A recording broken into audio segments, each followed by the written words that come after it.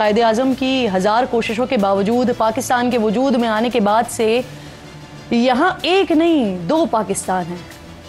एक अमीर और ताकतवर का पाकिस्तान है, दूसरा गरीब और कमज़ोर का पाकिस्तान है। किसी ने नया पाकिस्तान बनाया तब भी यहाँ 2 पाकिस्तान थे, किसी ने पुराना पाकिस्तान वापस लौटाया तब भी यहाँ 2 ही पाकिस्तान थे। एक पाकिस्तान वो है जहाँ ताकतवर को कत्ल करके भी कोई डर और खौफ नहीं होता। ये कानून के ताबे नहीं होते बल्कि कानून इनके ताबे नज़र आता है। इसके साथ इंसाफ नहीं किया जाता बल्कि इसके इशारे पर इंसाफ किया जाता है। ये असेंबली में है, हुकूमत बनाने और तोड़ने वालों में है, निज़ाम मुमलिकत चलाने वालों में है, कानून के रखवालों में, मईशत चलाने वालों में है, टीवी पर बैठकर बड़े बड़े भाषण देने वालों में है। दूसरी तरफ गरीब और कमज़ोर का पाकिस्तान है। ये वो पाकिस्तान है जहां कमज़ोर अदालतों के धक्के खाता है, पुलिस स्टेशन के चक्कर लगाता है, इंसाफ के लिए कभी एक दर कभी दूसरे दर जाता है। इसको बराबरी तो दूर की बात, बुनियादी हुकूक तक मैसर नहीं होते। 3 रोज़ पहले कराची में खातून कार सवार ने बाप बेटी को गाड़ी से उड़ाया, कुचला और फिर मार डाला। कई को जख्मी भी किया, लेकिन फिर जो हुआ वही हुआ जो हमेशा यहाँ होता आया है। मुल्जिमा नताशा को थाने तो ले जाया गया लेकिन सलाखों के पीछे फिर भी नहीं डाला जा सका। मुकदमे में इंतहाई कमज़ोर दफात शामिल की गई। शहर के बड़े सरकारी अस्पताल में एक वार्ड तैयार किया गया, नताशा को वहाँ पहुँचाया गया। वकील ने अदालत को बताया मुल्जिमा नताशा एक नफ्सियाती मरीज़ा हैं और गुज़िश्ता 5 साल से ज़ेर इलाज हैं। जहनी हालत उनकी ऐसी नहीं है कि उन्हें अदालत में पेश किया जाए। ऐसे मरीज़ों को उमूमन आइसोलेशन वार्ड में रखा जाता है, इसलिए मौक्किला को ज़मानत दी जाए। वकील के इस मौक़िफ़ पर मोहर सख्त करने के लिए पुलिस भी फिर पीछे नहीं रही। तफ्तीशी ऑफिसर ने एक आर्जी मेडिकल रिपोर्ट जमा करवाई जिसमें बताया कि डॉक्टर्स के मुताबिक नताशा की हालत ऐसी नहीं है कि उसे अदालत में लाया जाए। 7 करोड़ की गाड़ी जो सड़क पर चला रही थी उसे अदालत में नहीं लाया जा सकता था उसकी दिमागी हालत की वजह से, इसलिए अस्पताल में दाखिल कर लिया गया। ये खबर नाज़रीन मीडिया पर रिपोर्ट हुई तो सोशल मीडिया पर अवाम भड़क उठे। एक भरपूर मुहिम चलाई गई जिसके बाद नई और हतमी मेडिकल रिपोर्ट सामने आई। डॉक्टर ने बताया कि मुल्जिमा के अहले खाना के मुताबिक वो जहनी मरीज़ है, तहम अहले खाना मरीज़ा के हवाले से कोई रिकॉर्ड पेश नहीं कर सके हैं। मरीज़ा की फ़िलहाल नफ्सियाती रहनुमाई की कोई ज़रूरत नहीं है। मरीज़ा ने अस्पताल में अपने आप को नुकसान पहुंचाने की कोई कोशिश नहीं की, लिहाजा अब मरीज़ा को अस्पताल से फारिग कर दिया गया है। अदालत ने रिपोर्ट देखने के बाद मुल्जिमा को जेल मुंतकिल करने का हुक्म दे दिया है। अब एक और नई CCTV फुटेज हमारे सामने आई है जिसके मुताबिक खातून ने बाप बेटी को कुचलने से पहले भी एक सफ़ेद रंग की गाड़ी और मोटरसाइकिल को टक्कर मारी थी और वहाँ से वो फरार हो गई थी, जिसे बचाने के लिए अब सारा का सारा जो निज़ाम है ना वो बड़ा एक्टिव प्रोएक्टिव नज़र आ रहा है। मीडिया और सोशल मीडिया के दबाव की वजह से कुछ ज़रूरी कार्रवाई हो रही है, लेकिन क्या सज़ा भी हो सकेगी इसे? ये सवाल यहाँ इसलिए उठा रही हूँ कि इस हवाले से माजी की मिसालें जो हैं हमारे सामने वो तो अच्छी नहीं है। पिछले साल की तो बात है, सिंध का इलाका रानीपुर, यहाँ जाली पीर की हवेली में तशद्दुद से कमसिन मुलाजमा की मौत हुई थी। मीडिया में खबर आई तो पुलिस की दौड़ें लगीं, सियासी रहनुमाओं ने बड़े बड़े बयानात दागे, मुल्जिमान को कैफर किरदार तक पहुंचाने का मुतालबा किया। पोस्टमार्टम रिपोर्ट में भी बच्ची पर तशद्दुद भी साबित हुआ, रेप भी साबित हुआ। पुलिस ने जाली पीर असदुल्ला शाह, पीर फयाज शाह, हिना शाह और इम्तियाज़ को गिरफ्तार किया, लेकिन अब अदालत में फातिमा की वालिदा ने हलफनामा जमा करवाया है कि बच्ची की जो मौत थी वो तबई मौत थी, मुल्जिमान बेगुनाह हैं। बज़ाहिर अब ऐसी कोई वजह ही नहीं नज़र आती कि जिसकी वजह से मुल्जिमान को कोई अंदर रख सके, लेकिन बच्ची के वालिद का जो बयान है ना वो न सिर्फ कानून बल्कि पूरे माशरे के मुंह पर एक जोरदार तमाचा है। वकीला इहो जेको ॾियारी सभु कुझु इन जी आहे, इहो अचे छो थो साम्हूं, मिले न त पोइ मां तव्हांजो वकील आहियां। कल्ह बि असां वियासीं, अचे मिले हा न असांजो वकील आहे त साम्हूं त मिले न। ॿियो हाणे जेको केस आहे असां लीगल एड सोसाइटी वारनि खे ॾिनो आहे ऐं उन्हीअ में सिर्फ़ु कनासरो साहिबु निकिरंदो, छो त उन 30 लख वरिता आहिनि। ऐं इहो बि असांखे चई त मज़हर मॉडल में जेको मालिक आहे सरवर मेमून, उन्हीअ वटि तव्हांजी अमानत पई अथव, तव्हां वञी उहा खणो ॼण त ठाह थी वियो आहे, शायदि फ्री आहिनि, कुझु बि कोन्हे।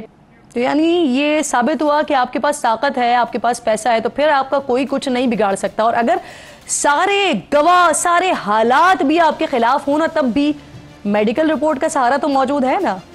इस्लामाबाद में कत्ल हुई नूर मुकद्दम किसको याद नहीं है? उस केस का मुजरिम जाहिर जाफर अमरीकी शहरी इंतहाई तालीम याफ्ता शख्स, लेकिन उसके अहले खाना ने जाहिर को जहनी मरीज करार दिलवाने के लिए क्या कुछ नहीं किया।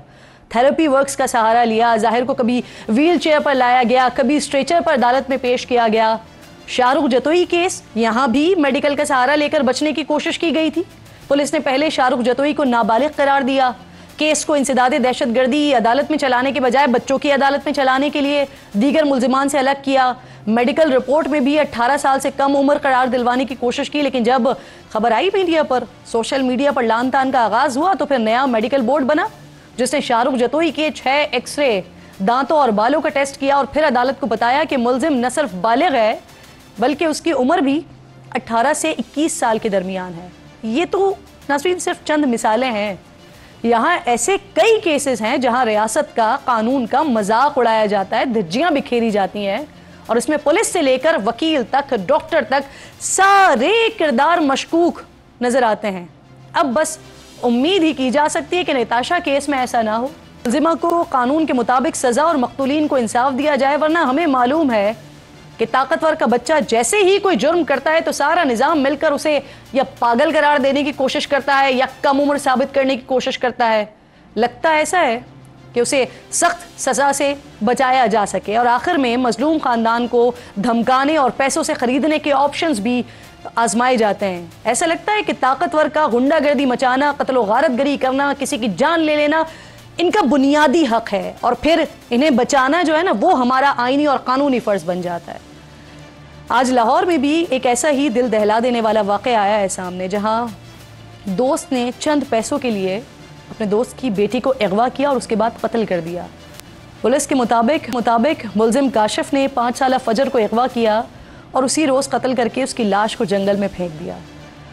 इस दौरान काशिफ बच्ची के वालिद राशिद से मुसलसल तावान भी तलब करता रहा और फिर खुद ही दोस्त बनकर वालिद के साथ बच्ची की तलाश करता रहा। ये वाक़या बिल्कुल मुझे ज़ैनब का वाक़या याद दिला देता है कि जहाँ पर इमरान भी इसी तरह से घर वालों के साथ मिलकर ज़ैनब को तलाश कर रहा था ताकि उस बदबख्त पर किसी का शक ना जा सके। बहरहाल पुलिस नंबर ट्रेस करके मुल्जिम काशिफ तक पहुँची, जिसके निशानदही पर जंगल से पुलिस को अब तक लाश तो नहीं मिल सकी है, लेकिन जाए वक़ुआ से हड्डियाँ मिली हैं, बाल मिले हैं और कुछ कपड़े मिले हैं, जिन्हें फोरेंसिक के लिए लैब भिजवाया गया है ताकि तस्दीक हो सके कि ये हड्डियाँ और बाल बच्ची के हैं या नहीं है। बच्ची के जिस्म के बारे में शुबा जाहिर किया जा रहा है कि उसे जानवरों ने न नोच लिया हो। इस सारे मामले पर बात करने के लिए मेरे साथ प्रोग्राम में मौजूद हैं इस वक्त फजर के वालिदैन। बहुत शुक्रिया आपका कि आप इतने मुश्किल वक्त में इस वक्त प्रोग्राम में मेरे साथ मौजूद हैं। मैं चाहती हूँ कि आपकी आवाज़ जो है वो इक़्तिदार के ऐवानों तक जाए ताकि आपकी बच्ची को इंसाफ दिलवाने की हम कोशिश कर सकें। कब लापता हुई थी बेटी, कैसे पता चला आपको, और तस्दीक कब हुई कि कत्ल हो गई है फजर?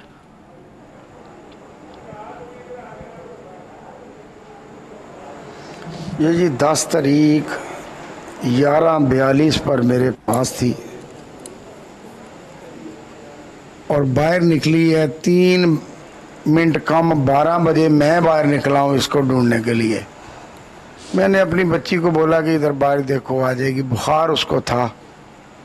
ये मेरे घर के सामने एक छोटी सी ना एक ईंटों की बनी हुई जगह थी जिसके ऊपर बैठी है।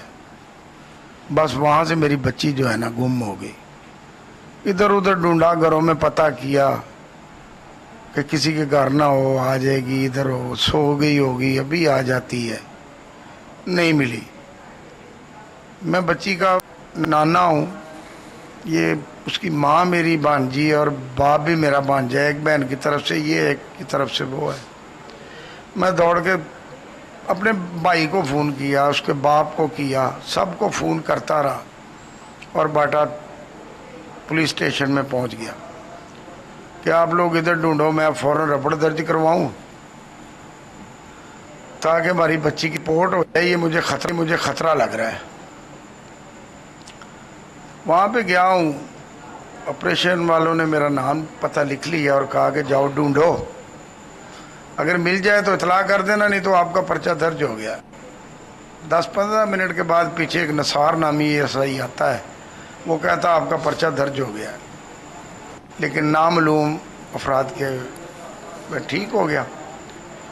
जब मैं थाने गया हूँ, मेरे साथ एक हाफिज काशिफ साहब थे, हमारे मोहल्ले के बिल्कुल आमने सामने हमारा घर है, वो मेरे साथ था। फिर हम एक कैमरा चेक करने के लिए गए, उसने कहा चाचा ये मैंने देख लिया। ज़्यादा मुझे मौलवी साहब कहता था, मैं प्यार मोहब्बत बहुत था हमारा।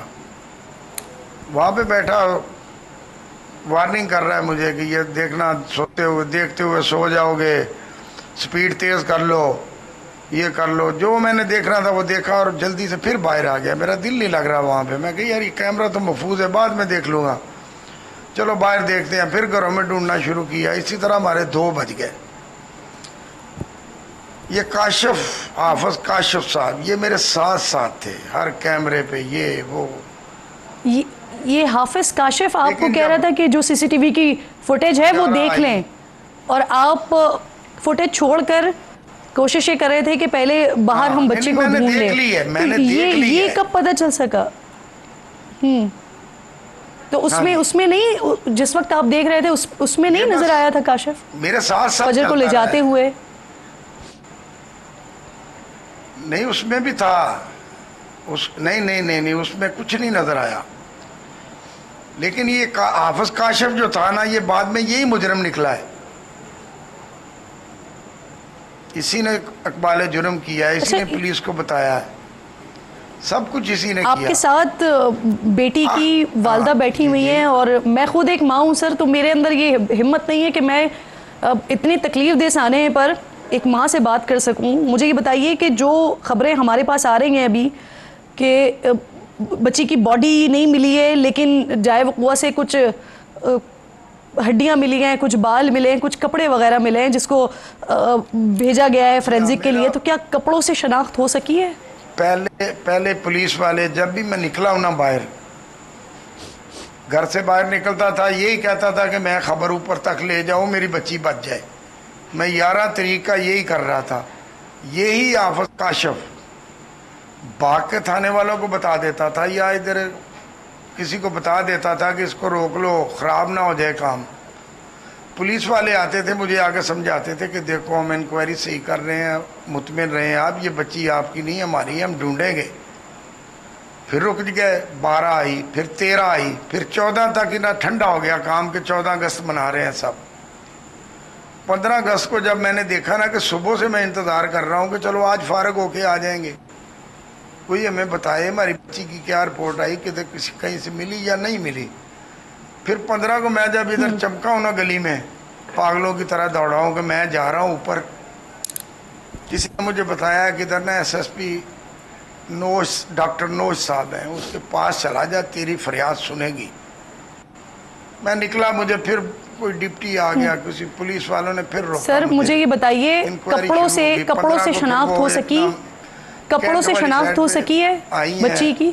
SP नहीं, अभी आपको मेरी आवाज आ रही है? आपको बस आखिरी पॉइंट पे लेके आ रहा हूँ कि SP साहब आई हैं। जी SP साहब आए हैं।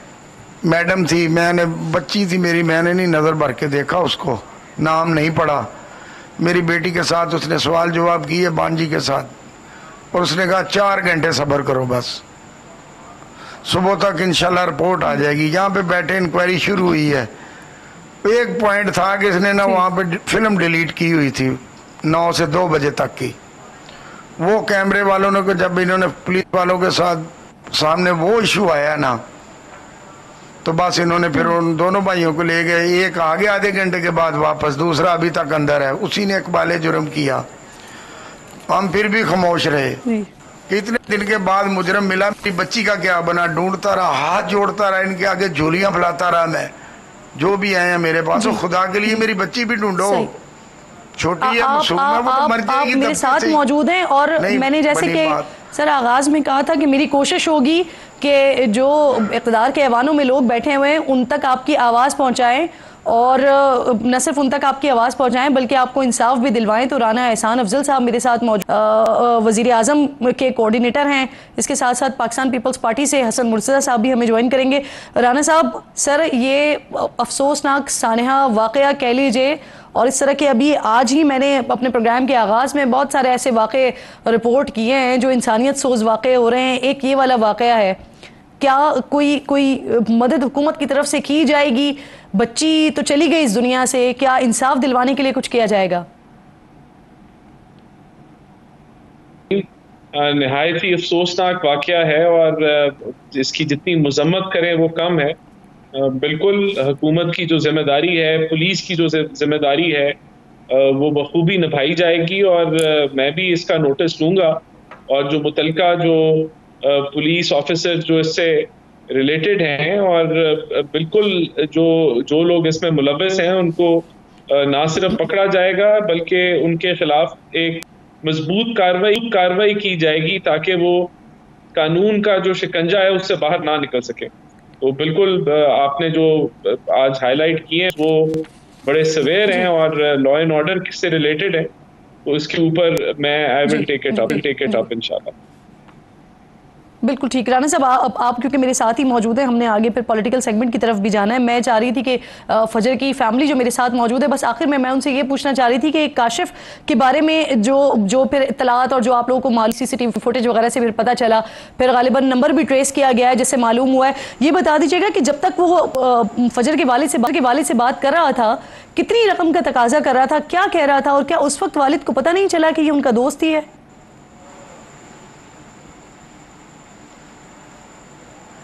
देखो जी, 10 की रात को 8:13 पे मेरे भांजे को पहली कॉल आई कि आपकी बच्ची की इंफॉर्मेशन मेरे पास है, 15 मिनट सब्र करो। 15 मिनट सब्र करने के बाद जब कॉल की तो फोन बंद हो गया। इनको फौरन दबाया कि थाने जाकर उनको खबर दो। ये खबर सर, मुझे ये बता दीजिए, कपड़ों से शनाख्त हो गई है? कपड़ों से शनाख्त हो गई है? सर मुझे बता दें, कपड़ों से शनाख्त हो गई है? कपड़ों से तो शनाख्त हो गई है, लेकिन जो मैं पैगाम पहुंचाना चाहता हूँ वो ये है कि लोगों ने मुझे आंखों में आंसू आ जाएंगे। मेरी बेटी भी पास बैठी है, बर्दाश्त नहीं होता कि इन्होंने हमें पहले तो कॉलर की रिपोर्ट 4 दिन के बाद आई है। इतनी सुस्ती से ये काम हुआ है कि कॉल आ गई, हम सुरखरू हो गए कि चलो अब हमारा मुजरम पकड़ा गया। पुलिस वाले बस यूं CDR ये वो निकलेगी, पकड़े जाएंगे, नहीं निकली। आखिर पे जब जो आखिरी धचका इन्होंने हमें दिया है, जिस पे हमें दुख हुआ है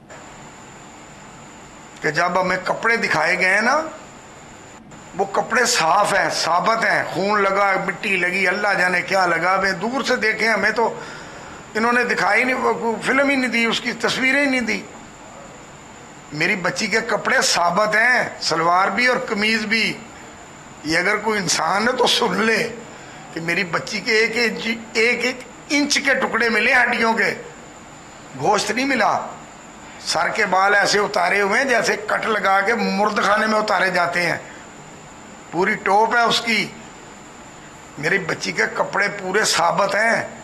वो कैसे जानवर थे, इतने समझदार पढ़े लिखे कि उन्होंने पहले मेरी बच्ची के कपड़े उतारे, फिर खा के खून से लथपथ करके रख दिए। मेरा यही सवाल है इस इंसानियत के नाते से, हुसैनियत को पूछता हूँ, कोई है कि सब यजीदियत के मानने वाले क्यों नहीं देखा गया? ऐसी रिपोर्टें, ऐसी समझ में नहीं आया। मेरी बच्ची इन लोगों ने डिले करके मरवा दी।